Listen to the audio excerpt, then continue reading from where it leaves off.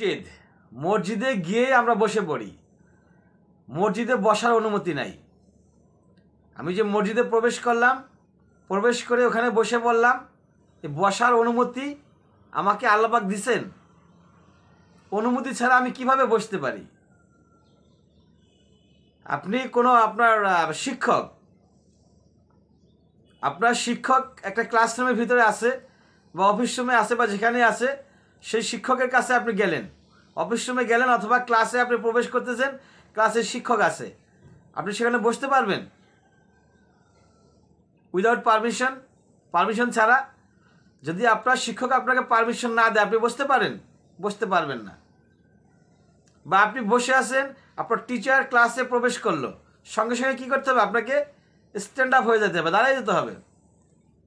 তারপর টিচার যখন পারমিট করবেন যে বসো, তারপর আপনি বসতে পারবেন। চাকরিজীবীদের ক্ষেত্রে একই অবস্থা। বস যখন আসে তখন দাঁড়াইতে হয়।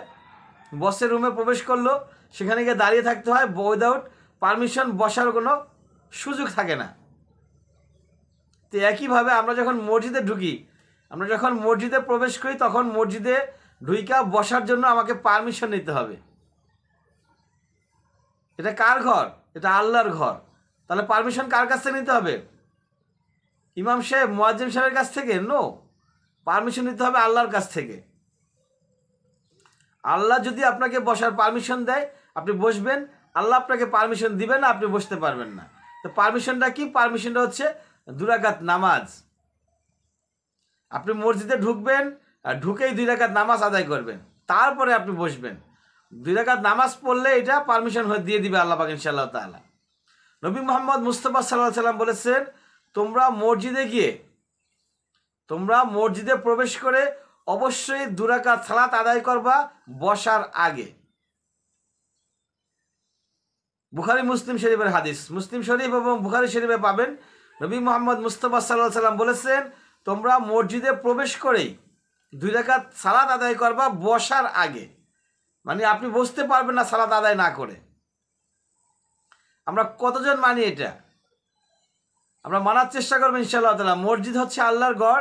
সেখানে আল্লাহর ঘরে গিয়ে আল্লাহর আদব মেনে, নবীর তরিকা মেনে আমাদেরকে চলতে হবে। উঠেই গেছে আমাদের সমাজ থেকে এই নামাজের সিস্টেম।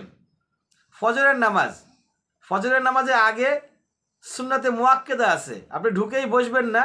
যদি নফল নামাজে অলসতা আসে অতিরিক্ত, তাহলে ওই 2 রাকাত নামাজ পড়লেই আপনার তাহিয়াতুল মসজিদ যেটাকে আমরা বলি, মানে 2 রাকাত শুরুতেই ঢুকে যে 2 রাকাত, ওইটা আদায় হয়ে যাবে।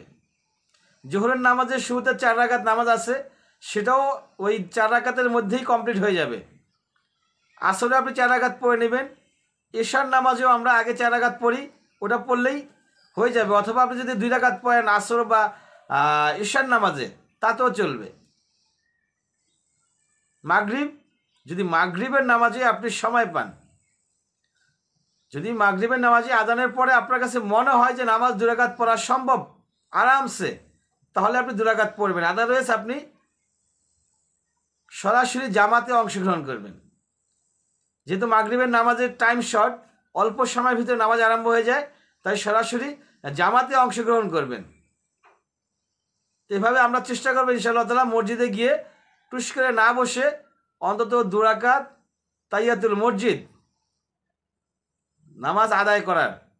তাহলে ইনশাআল্লাহ তাআলা একটি মরা সুন্নত জিন্দা হয়ে যাবে। কারণ আমাদের সমাজে এখন এই সুন্নতটা মারা গেছে। এই সুন্নত আমাদের সমাজে নাই বললেই চলে।